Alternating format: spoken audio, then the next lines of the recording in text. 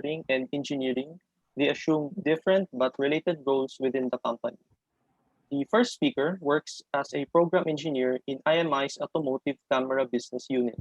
He serves as the project head for new product introduction of various automotive products such as forward sensing cameras used for advanced driver assistance systems and interactive display systems using MEMS technology. He directs the cross-functional team to achieve the overall commercial success of the project and serves as the technical window for customer requirements towards qualification of the new product. An esteemed member of the business unit, he also mentors junior program engineers on the team and guides them on their respective NPI projects. He is a graduate of BS Electronics Engineering from De La Salle University, Dasmariñas, is a former vice president for external affairs of the ECE Program Council, and a license holder for electronics engineering. Let us all welcome Mr. Arvee Dadis. His co-speaker today first worked for IMI in global supplier management and negotiation as a commodity engineer. She later became a business development specialist, handling commercial and technical setup of new products into IMI's production lines and supporting overall project management for industrial and automotive products.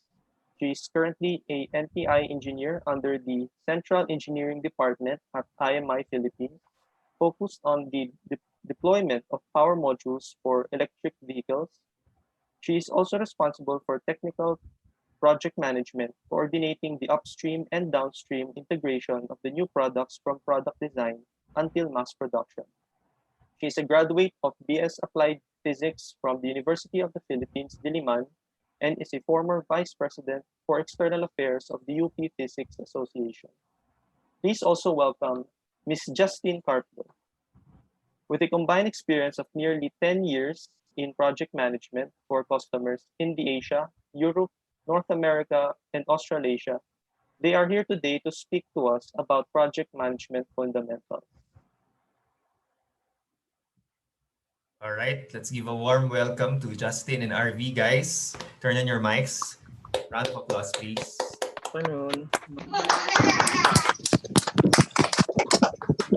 Your mics now. Thank you. Hello, good afternoon. Can you... There we go. Okay. Can you hear me? Yeah. Yes. Your cam. Would you like to turn it on? Sorry. Let me just start my video. Oh, there we go. Okay. Awesome.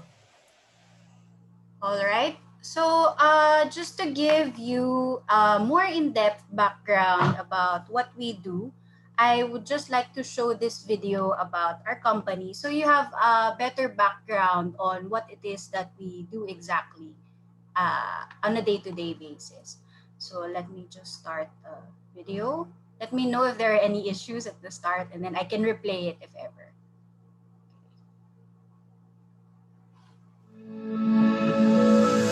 As our world continues to transform and emerging technologies begin to disrupt and reshape the world we live in, we have been preparing for their impact.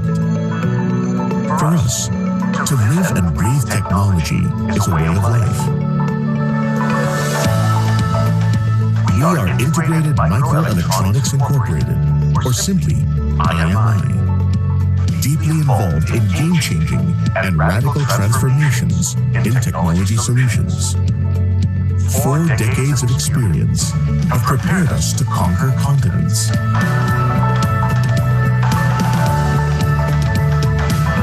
From a global manufacturing solutions partner, we are now a global technology solutions company, transforming your vision to tangible solutions.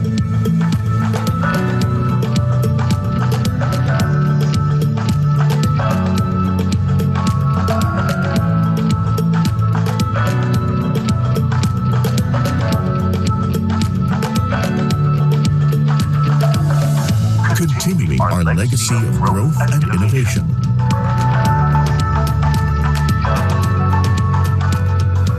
IMI was able to get this far, not by chance, but by strategy. We are fortunate that we were supported by our shareholders, our board, and the aligned vision we had with the Ayala Corporation. We are fortunate that we have a global leadership team that's been able to execute on all the different strategies that we have determined to be important in being able to achieve where IMI is. We will continue our focus on our strategy in the mobility, industrial connectivity, and smart energy space. Using our organic and acquired capabilities, we will now enable us to provide a full technology solution for our partners. IMI was able to achieve its current position because it has been proactive in adapting and transforming itself to continue to be relevant to the changing market, as well as sustain its drive in providing the product realization mission to its valued partners. We are future ready. A global company with a diverse culture, embracing a connected existence. We continue to expand and are positioned to bring the future in the automotive, industrial, and aerospace industries. Continuously evolving in the ever-changing world of technology while keeping focus on our vision. We remain relevant and at par with global megatrends, passionately immersed in shaping the future. For us, the future begins now. We are IMI. We are future ready.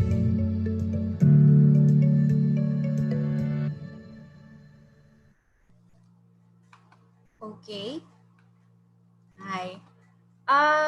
So that was a brief primer of our company.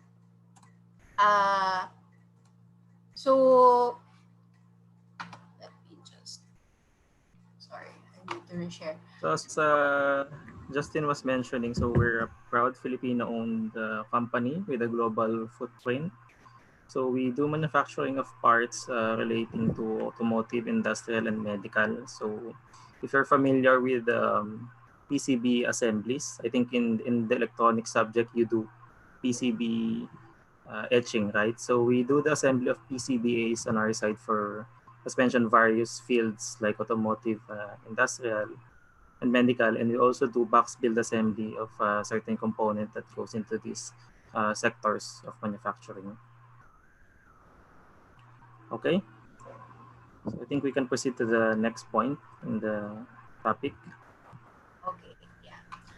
So for today, we will be talking to you about what we do at IMI, in particular about project management and a little bit on technical project management, which is what I personally am doing. Just to recap, so project management refers to the management of any endeavor that has specific goals and is time bounded and normally requires a certain amount of resources. So kahit ano to, from something as formal and complex like roadworks, building a bridge, government project, or something more smaller scale like planning a birthday party, where you have a specific time constraint in terms of kailan yung birthday, sino yung pupunta, ilan yung pupunta, saan siya gaganapin, and so on. So all of that, all of those items are projects, and the management of all the items in terms of achieving the goals of that project are called project management. Now, in particular, we will touch today on several project constraints. There are actually 6 main project constraints in any project. So the first is the scope. What is the project aiming to do? So that, like I mentioned earlier in my example, if it's a birthday party, your scope is to be able to plan and execute a party where maybe 50 guests will attend.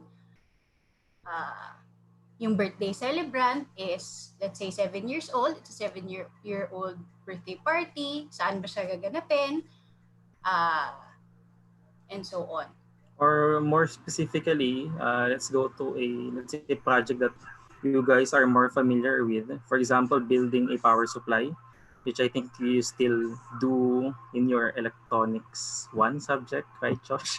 Do they still do that project? Okay, Meron pa. so relating to that one, the scope could be something like making a power supply that outputs 3, 6, and 9 volts regulated. And then that's a scope. And for example, the time-bounded portion of that is, for example, the deadline. So your prof mentioned, for example, you need to submit it within a month. So that shows that this project has a certain scope, which is the details of the power supply that you need to make. And the time is the deadline where the professor asks you to submit this project. Okay. Okay. And then moving forward, so other project constraints include budget. Siyempre, kapag gagawa tayo ng power supply, you will need to have the materials. Ano ba yung mga, magkano ba yun per part ang kailangan? So that's one aspect of the project. And then the next one, of course, is the quality. So this is one of the most important constraints in the project, wherein a certain level of quality, goodness or quality criteria is what determines kung nag-succeed ba kayo sa project, nag-succeed ba tayo sa project or not. And then we can also talk about risks, both about risks and benefits in terms of yung mga kailangan nating gawin in the project. And then also any other resources that are necessary for the project, like team members and non-financial resources. Okay. Oh, by the way, if you have any questions at any time, I think you can interrupt. May option ba dito to raise your hand or something, Josh? Yes, but my suggestion is that we later na lang, we postpone it for a later section, Q&A section later. Okay, that works too. All right. Okay. And then in terms of the project management, there are general categories of activities called phases of the project. So any project, of course, begins with initiating the project. So this involves coming up with the project, giving birth to the project. Ano ba yung, what is the project all about? Ano ba yung gagawin natin dun sa project? So this starts with someone initiating the project. Arvee, ano nga yung formal word for this? Is this the project sponsor? Yeah, the project sponsor. Yeah. So whenever we have a project, there will be someone called the project sponsor who will start up the project and formally give birth to the project in terms of what it is and what it aims to do. So once the project is initiated, of course, there is the planning stage where the details of the project are hammered down. In terms of the timeline, when is it exactly? What are our criteria or quality measures in terms of knowing if we are successful or not? How much are we going to spend? What is our budget for the project? And then we also start to assess, to perform gap assessments. Ano ba yung potential risks? So ito yung gusto nating gawin. How far are we from going there or getting there? And what might be stopping us, or what might be our roadblocks? So similarly, in your experience in your project making in college, the planning phase could be the phase where you, for example, in the initiating part, you already received the requirement from your professor. Say, for example, power supply. You know that you need to build a power supply with these certain specifications.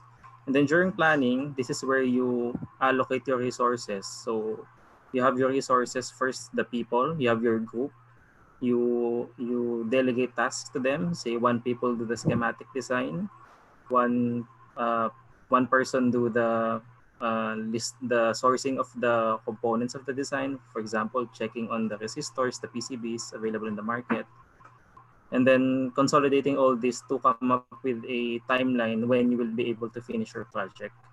So that is basically what the planning phase is all about. So from there, you'll be able to gauge what will be the resources needed to be able for you to come up with your or to complete your project. Okay, moving back to executing. Okay, so once we have a plan for the project, that's the time that we begin to execute. And during this entire time of executing our activities, we also continuously do controlling and monitoring. So what are we talking about when that comes up? So this is the time na we do continuous checks na yung ginagawa ba natin, is it still aligned with our plan? Are we delayed or meron ba tayong time na nagigain when we do certain activities? Are there any open items? And then of course, every step of the way, we document what we are doing and how far we are going. So that's the controlling and monitoring phase. To make sure that what we are doing, what we are executing, is still aligned to our plan. And then once we have completed execution of our project, we also have to formally close the project. So this is to ensure that there are no open items, that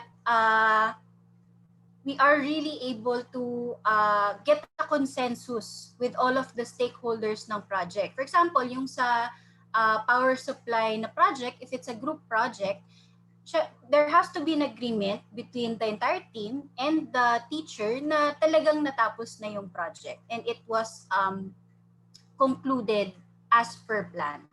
So the power supply is according to the specifications na kasama sa planning natin.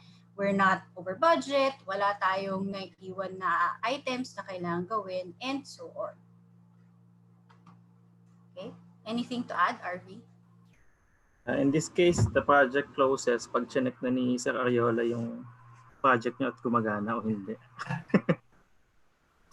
Pero yeah, so this is where the time-bounded element of the project goes in. So for sure, we don't want to be doing a project for forever, right? So there has to be a time-bounded element there. So that closes when you submit your project, when the teacher grades your project, and you get the grade corresponding to that project.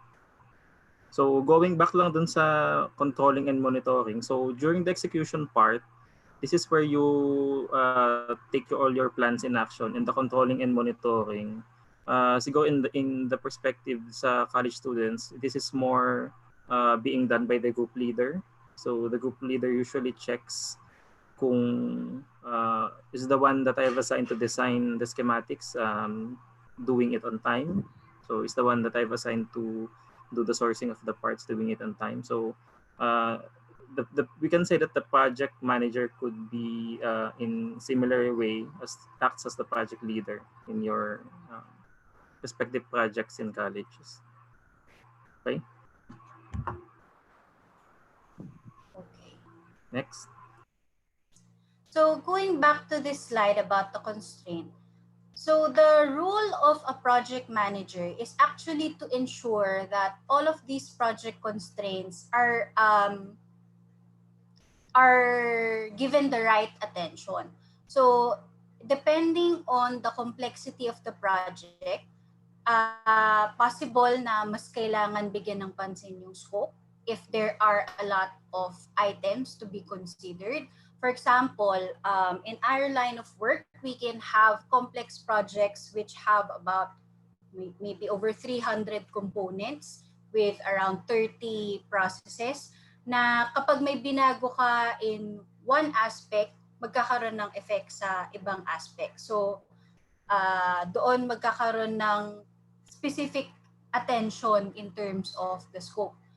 pwede rin na yung project has some sensitivity in terms of time, meaning tight yung deadlines na bawal magkaroon ng delay in terms of any activity.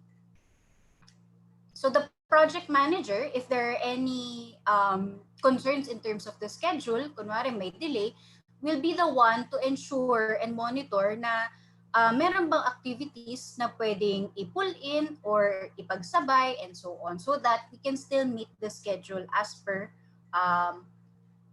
agreed with our stakeholders. And on the opposite side of the coin, if ever na hindi mamimit yung schedule, the project manager is also the one ensuring that the delays or any changes in the schedule are communicated to the stakeholders. So same with the budget. So when we start out the project, there is an agreed budget with the stakeholders. The project manager is also the one ensuring na hindi tayo lumalagpas dun sa budget. Better kung mas mababa sa budget, meaning may mga cost savings tayo. But at the same time, if there is any new item, meaning kunwari sa scope natin, nadagdagan, sabi ni customer, gusto ko meron yung, ano ba example, Arvee?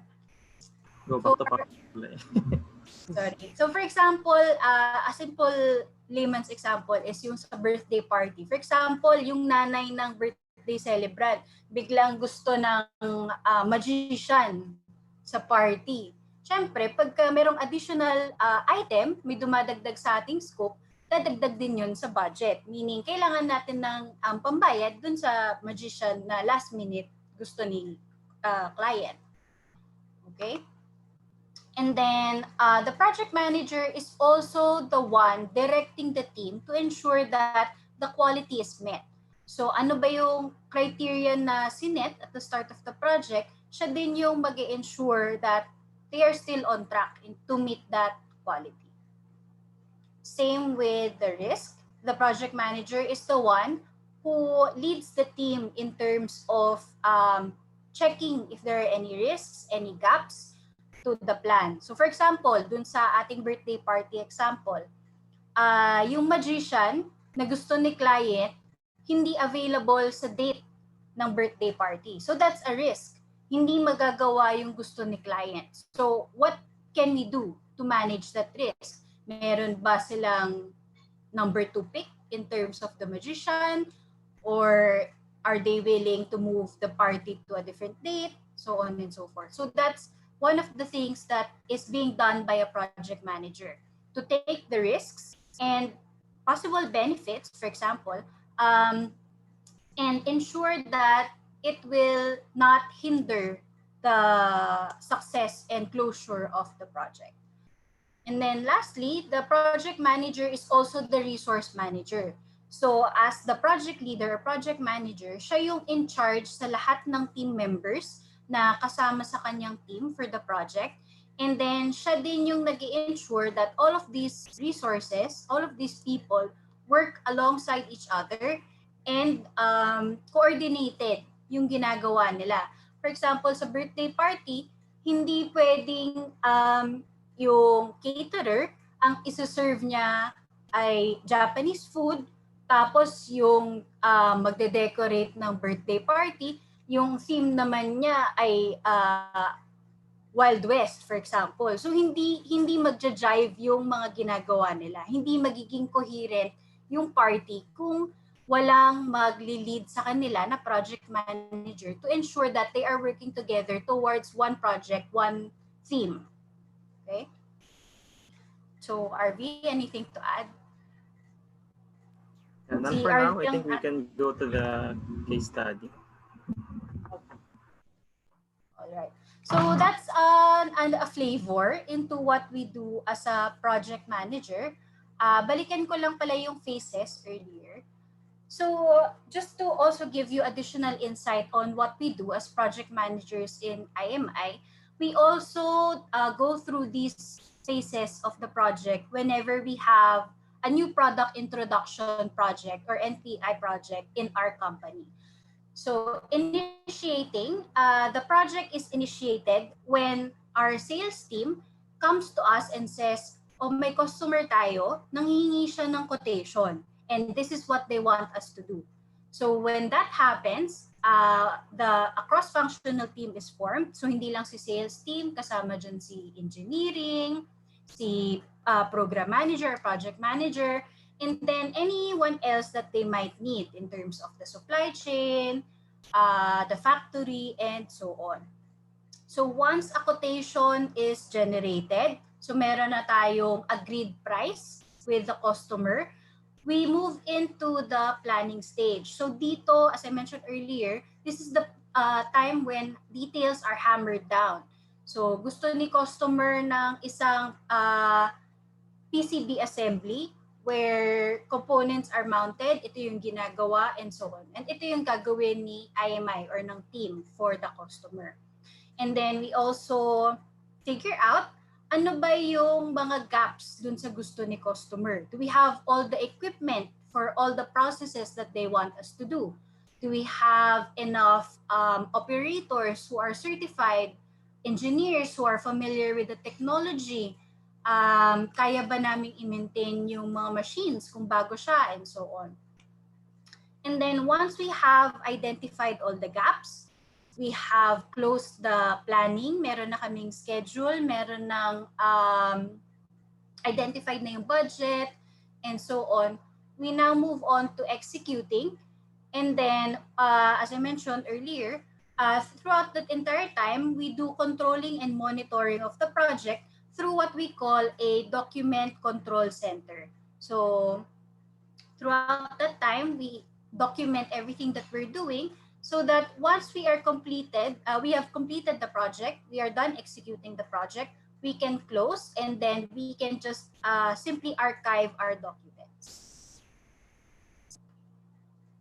So let's move on to the case study. So we prepared a simplified case study for you. So Arvee will take over. So to get a more concrete example of how project management works, let's look at this case study that we have prepared. So suppose there's a certain company, Rizaldi Automotive Incorporated, who wants to engage with your company to develop a surround view camera prototype that will be used for self-driving cars. So in engaging a project with a company or individual, we first look at the scope. So what is the what are the general details for the project? So next slide, please. Okay, so for example, the project that you're engaging with has a budget restriction of $300 million. The working prototype should be available by Q3 of 2021, and prototype should be able to detect objects within a 10-meter range and operates for at least 1,000 hours. So these are the details that we look into a project, which are the scope of the project. So this is where the project plan will revolve around. So in general, a project manager uses a tool to do the planning and management of the project. So this tool is called MS Project, which is available in the Office 365 suite. So just to get a view of how the MS Project looks like. So this is how it is. Maybe I'll try to share the tool itself. Let me do the sharing.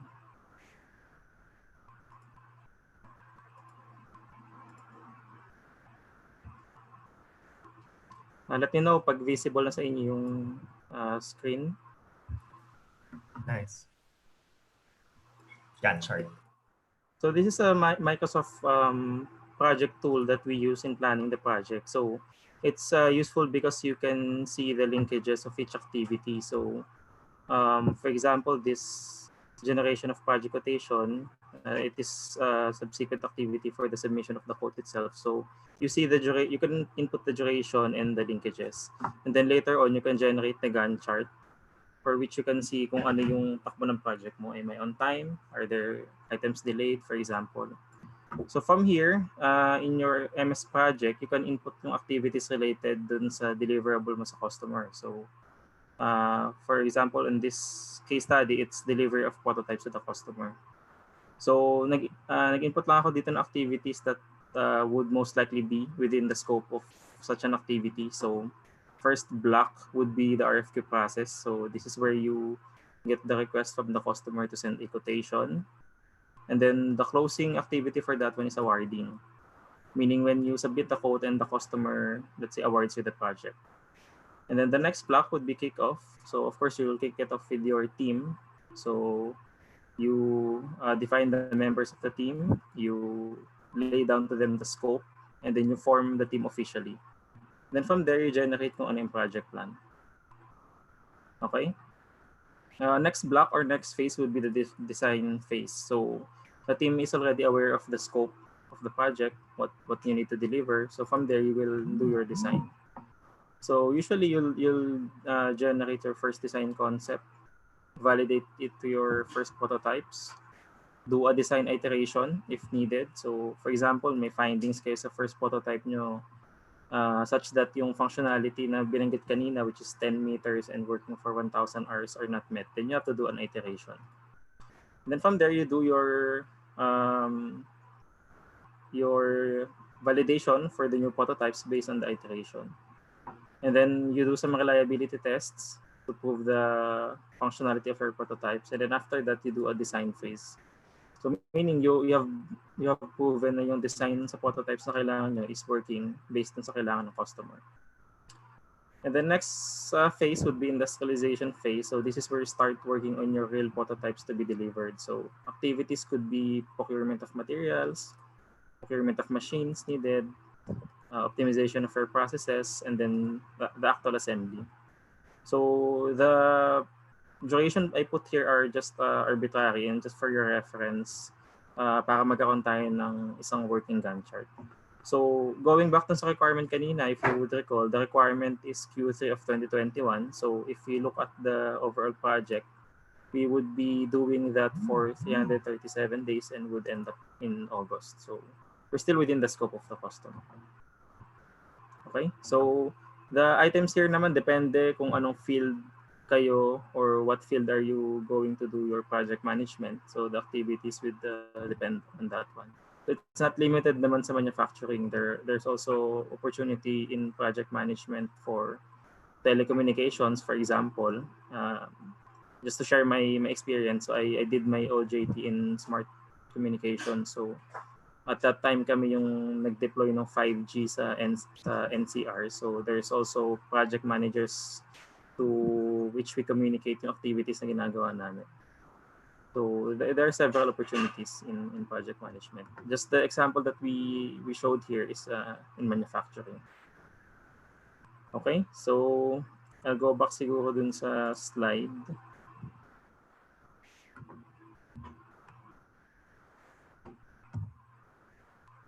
Is everybody seeing the presentation again? Yes. Okay. So going back, ito yung scope. So budget, yung time kailangan yung prototype, which is Q3 of 2021, and then yung specs ng prototype. So ito yung pinakita ko kanina is a screenshot of the MS project tool that we use in project management. And then here in the left side is just the Gantt chart to see the relationship of each activity and the duration. So if you see here sa project management, you can also assign yung resources na kailangan mo. For example, in this phase sa RFQ, it's the sales. So visible din siya dito. Sales team, then PM team, R&D, and then yung manufacturing. So it could also be defined. So we'll have these two questions here in this case study, given the explanation that we mentioned earlier about the 5 key processes and the 6 restrictions. So for question 1, let's say the design iteration team figured out that they need additional 2 months to finish the design. So if you recall, there's a scope that was mentioned here. Working prototype should be available by Q3 2021. So say for example, the design team said, okay, we need 2 more months to finish the design. So it will definitely cause a delay in the project, right? But if you stick with the current design, yes, I can meet the timeline, but my current design can only meet the spec requirement for object detection within 8-meter range. If you go back to the scope, what they require is a 10-meter range prototype, right? So as a project manager, what will you do? Okay, and then second case, so during procurement of parts, the sourcing team came back to you as the project manager that the BOM cost is 20% higher than your budget. So if we look back, the customer's budget is only 200 million, right? So if that's 20% higher, that's already out of the budget of the customer. So, but the sourcing team presented a, let's say, cheaper component alternative, but it can only sustain 800 hours of operating time. And the requirement is 1,000 hours. So again, as a project manager, what will you do? So these are just some questions or some case scenarios that we encounter during project management. So it's more of a balance of these 6 items that was mentioned earlier as restriction. So time or schedule, cost, and then quality. Okay, so we'll not answer the question because we'll leave it up to you guys to decide what will you do in case of such scenarios. Okay, so similarly dun sa ibang tracks na meron tayo ngayon, so I think we have in Comms and Electronics wherein pwede tayo mag-pursue ng further let's say academics or certification. Project management also has certain certification, so we call it PMP or Project Management Professional. So it's a title or license that is given to individual who are certified by the Project Management Institute and have achieved these requirements. So first you have 4-year degree, you should have at least 3 years of project management experience and 4,500 hours leading or directing projects. So besides that, you need to have a 35 hours of formal education for project management, and then you can apply for the certification. So the benefit, of course, is if you're a PMP certified compared to a non-PMP certified, then you get higher salary and more opportunity to climb up the ladder. So if you're more familiar siguro with CCNA, I'm not sure if is it top ba, Josh, for ano? Certification siya, but for Cisco, and we do So offer. it's something that the batch is familiar ba? Oh yeah. Okay. Kasi So meron it's kaming- like a CCNA, so it's also a certification, but this time for a project management track. Okay, so I'll revert back to my partner to explain the next slide for difference for a project manager and technical project manager. Yeah. So coming from the PMP, actually, if you are interested in pursuing a career in project management, hindi naman strictly required yung certification. It's just something that will boost up your career. But in our line of work, in our company, the project management role is actually split into 2 different roles. So on the left, you have yung project manager, which is si Arvee in our company. And kung makikita nyo, mas nagfo-focus yung role niya on the cost and the time, meaning yung timeliness ng delivery ng project, and of course yung specific shipments of the samples. Although he also has a priority in terms of, he also looks into the quality and scope, risk, and resource of the project. Ang ang heaviest in terms of his key performance index is the cost and time of the project. So on the opposite side of that, my role as a technical project manager is in support of the project manager role. So on my part, mas priority ko tignan yung quality ng project. Are we on track? Is there any technical issue that needs to be resolved? Kailangan ba i-bring in si R&D, si engineering, and so on. And also, of course, the scope of the project. Every time kasi na may dumadagdag or may nagbabago sa scope ng project has an impact on the quality. And of course, might also present risks. Kaya yung risk is also pretty high in terms of the priority of my role, prioritization of my role. And even though I also look at the cost, I also think of the cost and the resources and the time necessary whenever we are performing experiments, whenever we need to do gap assessment, mas priority pa rin or mas mabigat pa rin yung constraint of quality, scope, and risk in my job as opposed to yung sa project manager where ang priority ng role ni Arvee is more on the cost and the time. So we just wanted to show this slide to share that it's possible to become a project manager without being certified, and also it's also possible to have a setup where more than one person, more than one group will do or will take care of the different aspects of the project. Okay, I think Arvee, that's our last slide. At this point, I think we can accept questions. Josh? All right. Thank you so much, Justine and Arvee. Actually, si Dean nasa YouTube. May online meeting lang siya. Gusto niya sana humabol sa meeting natin today kasi gusto niya rin kayong makita. For the information of everyone, si Engineer Arvee Dadis is a batchmate of mine. And he was a former, yes, already said, VP External for ECPC. Tama ba? ECEPC. Yun. So, hindi lang maka-join si Dean kasi may online meeting pa siya. Pero nasa YouTube siya. Ayan. Anyway, so thank you again for the presentation, Arvee and Justine. I'm now opening the floor or the virtual floor for questions. The space for anyone who has a question. Guys? Do you have any questions, guys?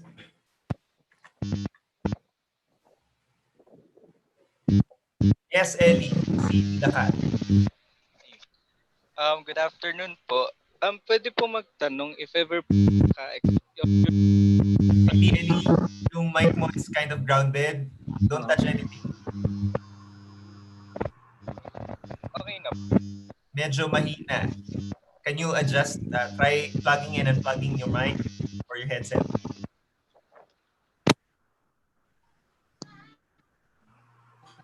Okay na po. Yes, better. Please proceed. Magtatanong lang po ako with regards po. Halimbawa po, nakapag-handle na po kayo ng, naka-experience na po ba kayo dati ng project tapos bigla pong nagkaroon ng aberya? Yung tanong ko po is, ano pong tip yung pwede nyong mabigay po sa amin? Yeah, siguro for that, being the project manager, you do the decision, but you base your decision on your cross-functional team. So, in our experience, may madaming cases na nagkaroon ng aberya, for example, delays, or ano pa ba? Yeah, mainly delays. But as a project manager, you have to consult the, let's say, subject experts. For example, ang issue mo is nagkaroon ka ng delay dahil sa technical issue. You, before doing decision, you consult your technical guys. So, and then make the decision based on that one. So, look at all the aspects of the project. Go back to your scope. Ano ba yung kailangan ko i-deliver? And then make a decision from there. Okay po. Thank you po. Ako, I have a question. Pag project management, paano ba? Akala nila parang chill-chill lang ang buhay, manage mo lang yung project or something. Can you share us, no? Kasi coming from an electronics engineering background, of course, wala, hindi masyadong gamit yung ECE natin. But for those na interested to take on something of a job just like yours, can you describe for us yung mga, kahit a piece lang of daily routine or daily job that you do, and compare for us yung technicalities and management skills na needed to handle a job such as yours? Kasi for example, ayaw namin mag-semicon, ayaw namin mag-telecom, ayaw namin mag-ICT, gusto ko mag-project management. Ano yung skills na kailangan ko or ano yung daily job or routine that you do in your work?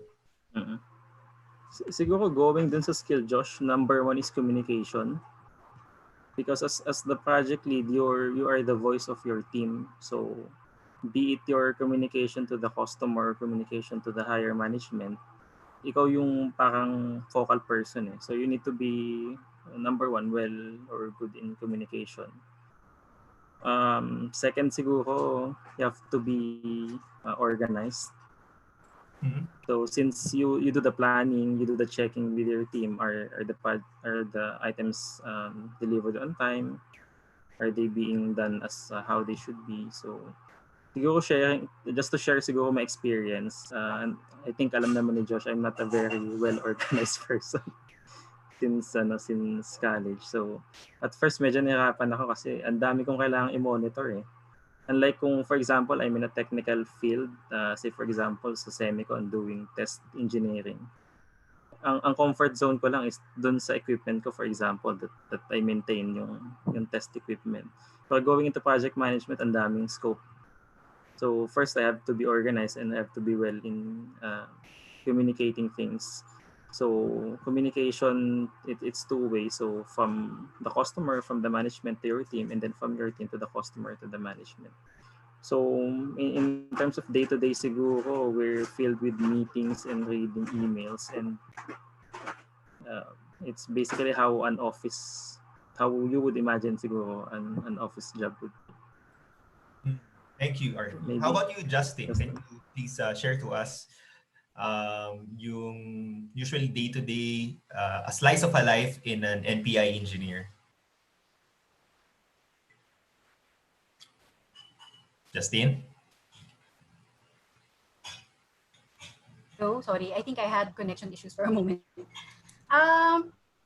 For my side, in terms of the skills that are required for project manager, both project manager or NPI engineer, technical project manager, similar din sa sinabi ni Arvee, the first is it's important to have communication skills. Not just in terms of being able to speak to customers or to management, but team and asking the right questions. Kasi minsan it's also a matter of getting the right information from your team members. So alam naman natin, any project, specifically when we are already working, hindi siya magagawa ng isang tao lang. Am I still online? Yes. You're still on. Medyo may connection issues nga, but your message went through. Okay. So, as the project leader, you have to be able to get the right information from your team members so that inform din yung ibang stakeholders such as yung management and even the customer.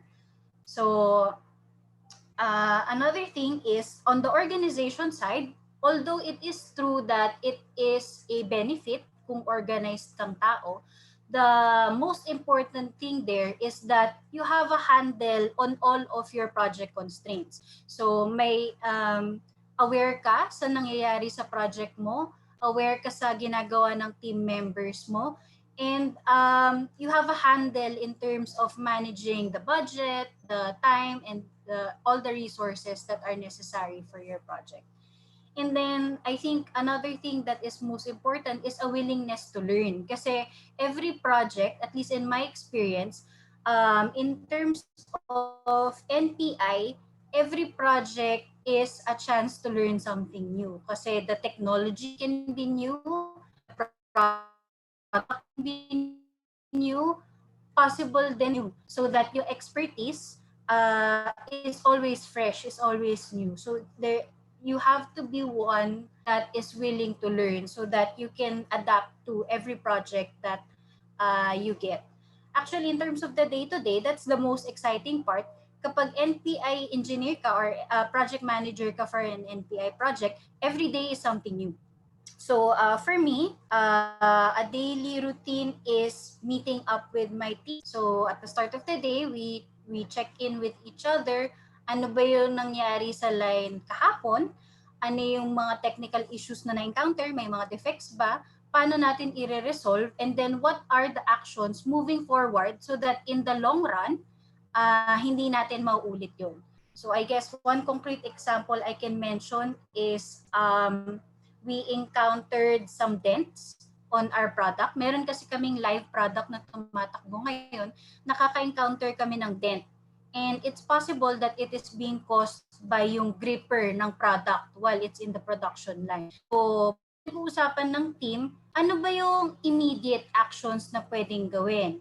Pwede bang i-loosen yung grip, lagyan ng tape, high temperature tape or something? But also at the same time, in the long run, ano ba yung solution? Dapat ba hindi robot arm ang gagamitin, and so on. So that's what a day-to-day looks like for me as an NPI engineer. Wow. Awesome. Thank you, Justine, for sharing. We have some few more questions here. Tony Racelis is asking, sir, question po, kapag po ba nangyari nung katulad sa case study na binigay, may instance po ba na binabawi na ng customer yung agreement or yung project? Arvee.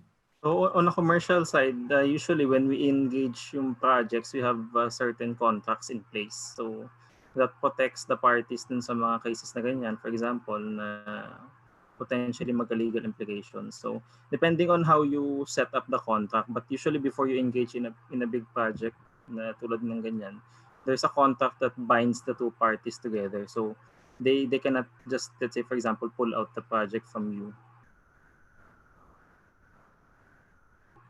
Mm-hmm. Did that answer the question? Yeah, thank you. Dan. About Sorry, you, Dan? I just want to add, although that there are contracts that can protect us, it's also the responsibility of the project manager to manage the expectations ng customer. So for example, something went wrong na hindi natin ine-expect, which happens all the time, by the way. Walang project na perfect. It's also the job of the project manager to explain to the customer ano ba yung nangyari. And normally they are understanding for as long as mapapaintindi natin ano yung nangyari. So for example, kung may delay, ano yung cause ng delay? May nasira bang part sa machine? Meron bang material na biglang wala ng stock and so on. Normally they're understanding about situations like that. Kailangan lang maintindihan ni customer kung ano ba talaga yung nangyari. And again, it's a two-way communication naman, as mentioned, as long as you explain it well with your customer, then there will be a discussion. So Tony, did that answer your question? And reply siya. Thank you daw. Thank you, Arvee and Justine. Okay. You have some more questions here. Jean Carlo has a question. Jean? Good afternoon po. Quick question lang po to. Mahirap po ba transition from Medyo choppy yung reception. Okay na. No. Hello? Jean? Medyo lagay din sa internet.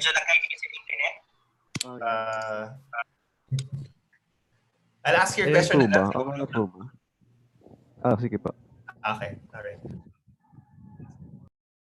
So yung question ni Jean is, mahirap po ba mag-transition from a hands-on technical role to a project management role? How do you know when you're up for the task or should decline? I think Justine is a good candidate for this question. I think You started as NPI, right? Tama ba? Sorry. No, actually I started as a commodity engineer. Medyo magkaibang role. I used to manage yung suppliers on the supply side, so more on the negotiation with suppliers. And eventually I landed a role in NPI as a technical project manager. And I think it's not a matter of transitioning from being technical, because actually advantage yung pagiging technical eh. Having a technical background will allow you to understand kung ano yung mga issues. Yun yung background mo to understand yung new processes, new technology, new product. And the key there is that there isn't really a time to be ready. There's no signal that you are ready for a project manager role. But it will help if you have a lot of experience with communicating and working with a team, both formally and informally. So kasama dyan yung mga school projects, mga org projects, and so on. Kasi ako personally, I didn't know that I would land a role in project management at nakatulong sa akin lahat ng experience ko in my org. So, throughout all of my years in college, active ako sa org ko, and then that was really my background in terms of becoming a project manager. Nice. I hope it answered your question, Jean. Arvee, any insights? Siguro with I think the same response, I just want to focus dun sa communicating kasi the struggle siguro that you will be facing in terms of being the project manager if you're not yet, let's say, that good in communicating is paano mo mapapasunod yung tao. So take note na if you get assigned as a project manager, you need to, yung input mo dun sa deliverables mo is coming from different groups. So it might be the case na you need to ask, let's say, people who are older than you to do the task, and it's not always easy. For example, sa amin, going early, by the way, it's yung first, I think I mentioned kanina, it's our first job. So when we're doing the project management, there are people who are very, very, let's say, far older than us. So there are engineers who are like 40, 50 years old, and then you ask them to do this and to do that. And my experience kami na there is some, let's say, should I say, friction at the start. So siguro sabihin nila, ba't ko ba susundin ko, mas bata nga sa akin.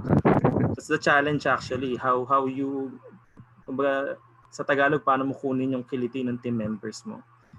So that could also be a factor or that you need to study by yourself when you plan to transition into a project manager position. All right. So may factor pala. Thank you po. Nagawa pala yung mga late night, yung mga pangmatindihang mga siguro tip lang ako. Lines. Kinilala ko din muna yung mga members ko eh. I mean, part siguro na naging strategy ko yun na I go beyond, I'm not sure if it's applicable to all, pero at some point I go beyond what is, let's say, for work. For example, there are cases may kailangan ako sa engineer. And then paglalapitan ko silang pungad ko, okay, kamusta yung anak mo? Tapos ang sunod, asan yung report mo? Ayos ah. So, walang book siguro na nagsasabi, this is how you become a project management. It's a style actually. So, everyone should have his or her own style of doing that to be able to get your deliverables in the end. Yun lang. All right. Thank you. I hope it answered your question, Jean. He answered it did. Thank you, Arvee and Justine. Another question is from Nicole. She asks, I observed from the case studies presented that there are really a lot of conflicts in project management. Tapos given the differences ng priorities ng isang project manager at technical project manager sa isang project, how do you deal with these conflicts? Any advice or things to keep in mind? Who wants to go first? I think it's not really conflicts. It's just that there are different sides of the project na kailangan bigyan ng pansin. The only reason na sa structure namin ngayon, merong more than one person or more than one group handling the overall project management is because yung mga hinahandle namin na project are really huge, really complex, na hindi siya kaya ng iisang project manager. So it's not really, it should not be seen as a conflict, but rather it's a partnership between different people, different groups na iba yung binibigyan ng pansin. Tapos given the differences in priorities ng isang project manager and technical project manager? Generally, ang nasusunod, at least in our industry, in our experience, ay yung may hawak ng pera. ng pera at saka ng timeline. Kasi syempre, kung the reality is, projects cost money. And even if you have the most innovative R&D, the most technical engineering team, kung wala tayong pangbayad dun sa latest equipment that's on the market, latest machine that's on the market, hindi masusunod yung technical team. The reality is, kailangan pa rin mag-adjust ng team kung ano yung kakasya sa budget. Kasi hindi naman pwede bili tayo ng bagong makina, mag-i-invest tayo sa iba-ibang technology. We still have to be practical. We have to balance the practicality side of the project. So good. Arvee, anything to add? Siguro when conflicts or when starting a project siguro and then you have the conflict, siguro just begin the project with the end in mind. So, ano ba yung goal ko? Ba't ko ba ginagawa yung project? So, there will be struggles, may conflicts, ganyan. Pero you just go back to ano yung goal. So, and then from that, I think your decisions later on would be linked towards those goals. All right, thank you, Arvee. Here's another question from this is an interesting one. From Thea Lotero. Sabi niya, Sir, can fresh grads apply as project managers or need po ng ilang years na experience muna, and how many po, if ever? Ikaw ba muna sasagot? Ako na. Ay, ha? Ikaw, go. Referring kay ano. Siguro ako personally, I would recommend to explore other positions first. Kasi being a project manager is a big task. So if you're, let's say, not up for the challenge, baka mabigla ka.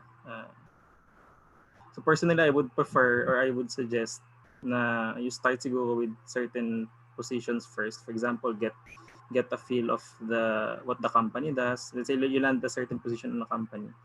Kasi it's hard to manage a project if you don't know kung ano din yung project. I mean, you'll be easily run over by other people. It will affect your decision making. So, in terms of number of years, I think it's not on the number of years, but siguro kung if you have the confidence first and the knowledge, then I think you can assume that position. So, be familiar muna with the trade, the company, or the field that you'll go into, and then start it from there. So in short, walang project manager agad after fresh grad? I would recommend siguro. I mean, maybe Justine has a different. Possible siya. It's possible, but personal, possible kasi kami fresh grad kami. Kasi we went kasi into a cadetship program, and that program really prepared us for the role that we have now. So it's kind of like may classroom training, may immersion.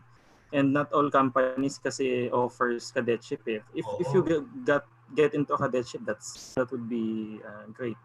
At least you get you get readied for the position.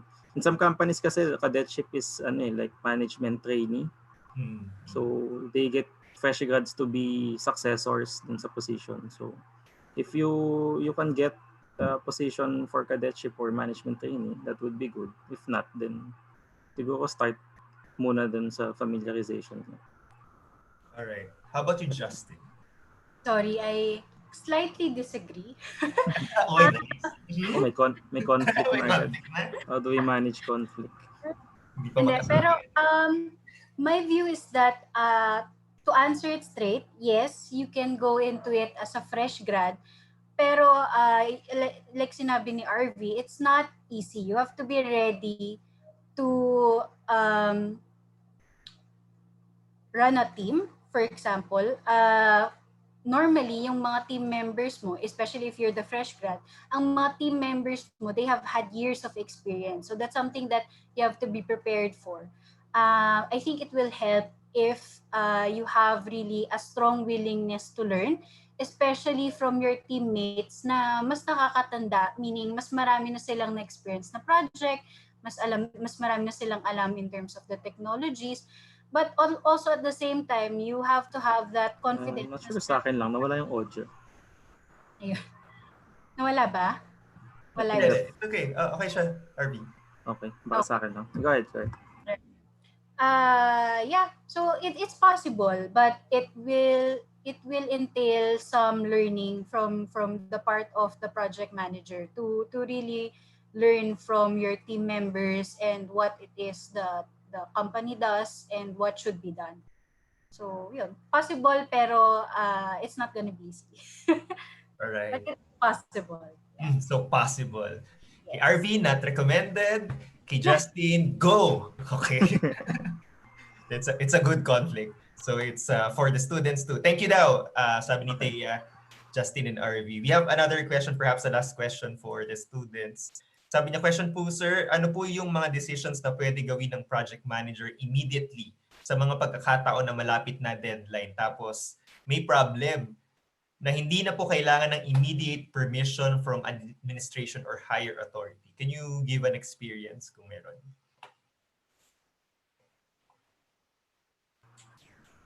So parang decision making, last minute, ka-problem, deadline na bukas. Ano yung mga pwede mo nang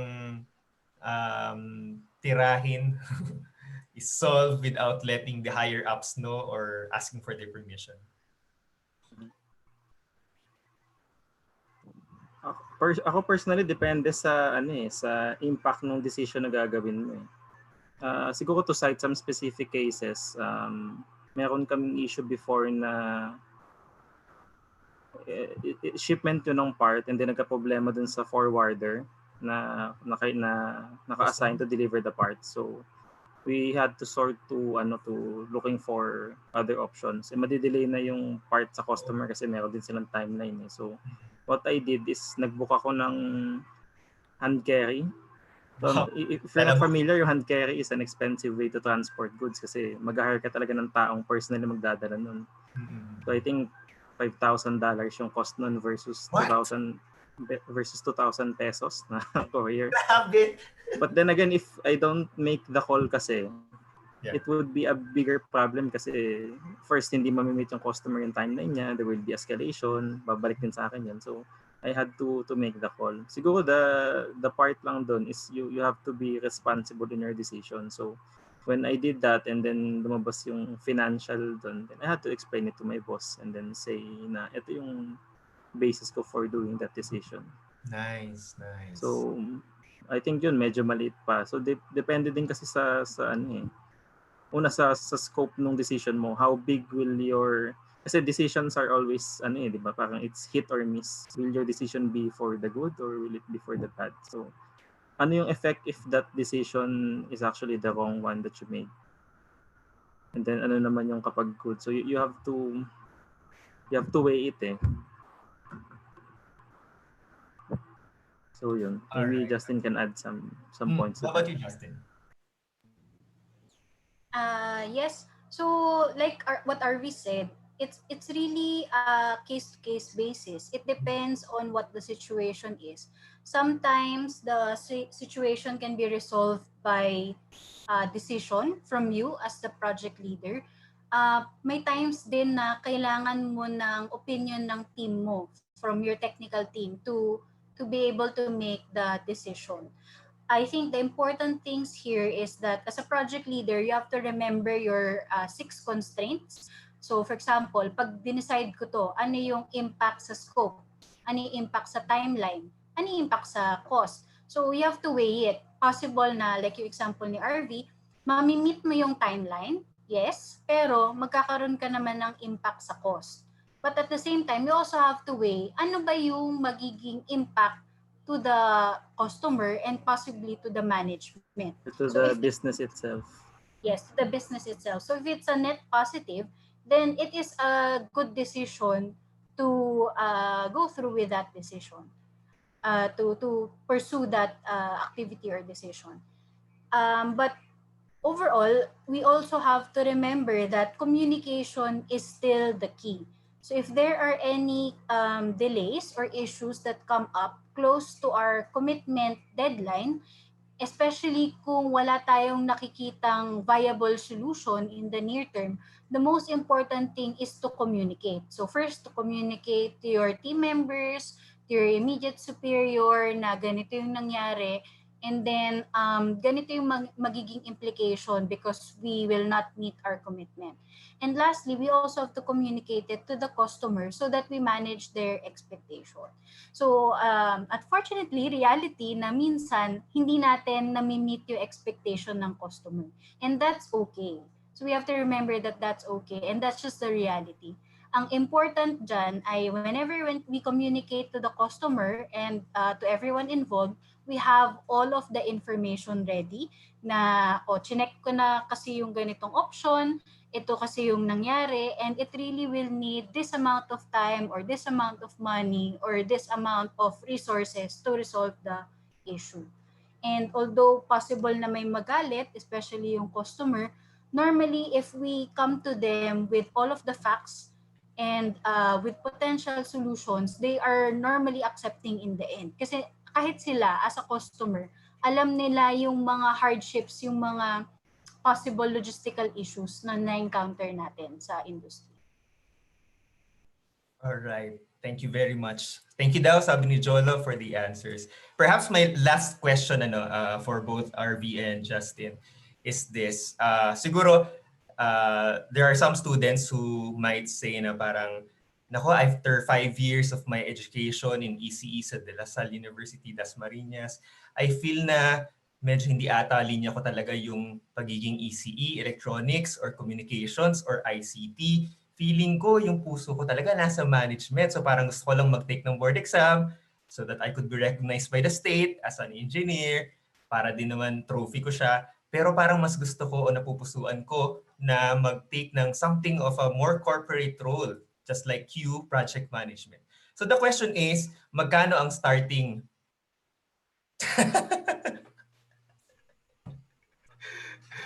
Magkano ang starting ng cadet engineer? If you can give us a hint lang, okay lang. Nako, hindi na relevant yung numbers na alam namin kasi nag-adjust na sila to the current industry standard. Nice. So ibig sabihin, nung 2014. I don't think it would be safe to say. Okay. 1,000 to 30,000 siguro. What? Gano? Hindi ka. Between 1,000 to 30,000 siguro. Pwede na. Pero comparatively, when I was applying, actually I had the highest offer. So for the role that I had. So I'm not sure. I think Arvee had a similar experience in terms of the industry that time.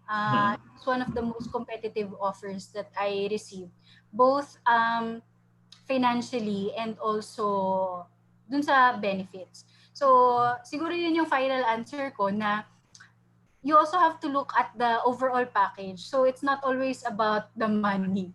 Yan. So #adulting, kailangan meron ding insurance, health package, and so on. So wag lang pera titingnan nyo. Covered na kayo, may pati insurance? Hindi, health insurance, not financial insurance. Yeah. Ba, tapos may stocks din ba kayo? At our position, we didn't have stock options. Not for the positions that we were offering. Ayos. Siguro in my experience to share then, since later on you'll be looking for a job then. So as mentioned ko kanina, di ba, galing din ako ng Smart as an OJT. So yung offer sa akin for a project management position dyan sa IMI is way higher than sa offer sa akin as engineer 1 sa Smart and San Miguel. 18K lang ata kasi dun. Oops. Actually, lower pa, Josh. Lower pa ba? 16 something. Starting dun ba? So yun. And if you get the gist din naman dun sa training na to, it's a more complex position then. I mean, the job for sure is difficult. So I think good compensation din naman goes with that. Nice. The Ayala's pay good, ah. Okay. So yeah, I think that would wrap up. Thank you very much for answering yung question. Medyo awkward lang and slightly borderline unethical. Pero thank you for accommodating our questions, the questions of the students. I think it's already 5:45. We went beyond our 1 hour time slot. Thank you very much for accommodating us and for the time you've spent with us. Arvee and Justine, thank you very much. If ever may Guys, question pa, Josh, yung yes. we have our emails naman, I think, shared. Hindi ko alam na share na to. Then you can just drop us emails for other questions. Yeah, ayun. Thank you, Arvee. On the screen as shown are the emails of Arvee and Justine. If you have questions, don't hesitate to shoot them an email and ask them. So yun, thank you very much again, Justine and Arvee, for a very productive time. I guess marami sila talagang nakuha, and for some na medyo hindi technical, there is an option for project management for you. Even if you are an ECE. So yan, guys, please open your mics. Pasalamatan lang natin si Justine and si Arvee. Palakpakan natin sila for giving us the time. Thank you po. Thank you po. Thank you. Patayo na ba yung sayat ulit? Oo, ito yung CM building. For everyone's time for inviting us. Yeah.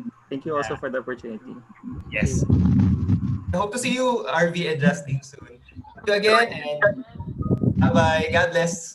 Thank you. Wait lang pala. May picture pala. Nakalimutan ko lagi. May group picture daw pala. Sorry. Thank you for reminding me, officers. So, okay. Get ready. Please turn on your cams, guys. And prepare your smiles. Okay. So, in 3, si Arvee at si Justine. We actually have 3 pages and we have currently 91 participants, Arvee and Justine. Listen to your talk today. So ready, in the count of 3, bring your best smile. Ready? 3, 2, 1, smile. Okay. That's stage 1. Tayo. We have stage 2. Okay, ready, in the count of 3, 3, 2, 1, smile. All right. Last page, page 3. The count of 3, 3, 2, 1, smile. All right. Thank you so much again, Arvee and Justine, for your time, for spending your valuable and precious time with us. I'll see you next time. God bless you all. Bye-bye, Arvee, Justine. Bye-bye, Arvee. All right. Thanks, guys. Siguro mag-standby na rin tayo for our next speaker. Roll call. Okay. Sino ba ang head natin? Our speaker is ready. Sino bang head natin for our last meeting? Sir, attendance po ulit. Mag-attendance po ulit? Ay, Kayo. It's a question actually. kayo lang. Please take it away, Tony. Okay lang po ba mag-attendance ulit? Sure. Siguro mas mabilis na lang kasi mostly at least naman ay nandito. Sige po. Abadiano.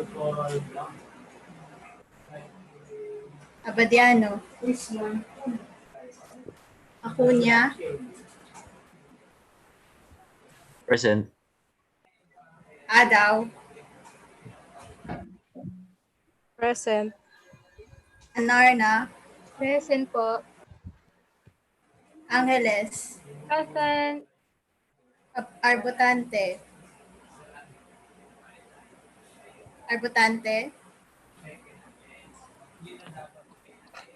Arpon. Present. Atienza. Present. Aure. Present. Lucero. Present. Basuil. Present. Bautista Leila. Bautista Mark. Butingan. Present. Camposo. Present. Kantimbuhan. Kantimbuhan. Karampot. Karampot. Carcelar. Present po sa karampot. Sorry. Carcelar. Cascaro. Present po. Sidro. Present. Colmenar. Corporal. Corporal. De Leon. Present. De la Cruz. Present po. De la Rosa. Present po. De los Reyes. Present. Empensando. Present. Esteba.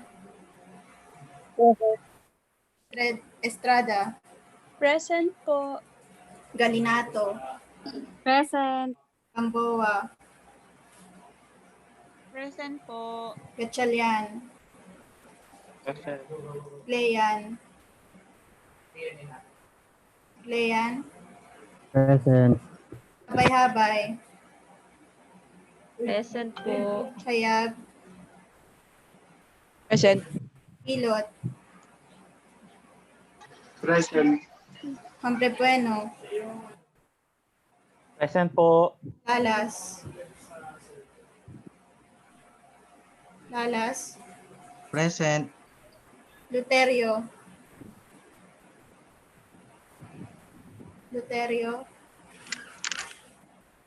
Lorenzo. Present. Lucero. Lucero. Lumbis. Present. Panalili. Present. Mansibang. Present po. Masilang. Present po. Matilya. Matilya. Mindalano. Present. Mojica. Mojica. Moldes. Present. Morales. Present, Morales. Nate. Present. Gobierna. Gobierna. Oko. Oko. Oliva. Present. Onato. Present. Ortiz. Present po. Kabustan. Present. Pagdato. Present. Panganiban. Present. Parilla. Present po. Pascual Prince. Present. Pascual Vince. Present. Pasenyo. Present. Kenya. Present. Pereda Lloyd. Present. Pereda Vernon. Present. Solano. Present. Rafanan. Rafanan. Present. Rase. Rase. Present. Real Jason. Present. Real Karina. Present. Refuerzo. Present. Remolador. Reyes Alan. Present. Reyes Norin. Present. Reyes Richard. Present. Rizano. Present po. Romero. Present. Taclolo. Present. Salazar. San Jose. Present. Santiago. Present po. Santos. Present. Tapalasan Deris. Present po. Tapalasan Sean. Present. Shira Chuchi. Present. Shera. Present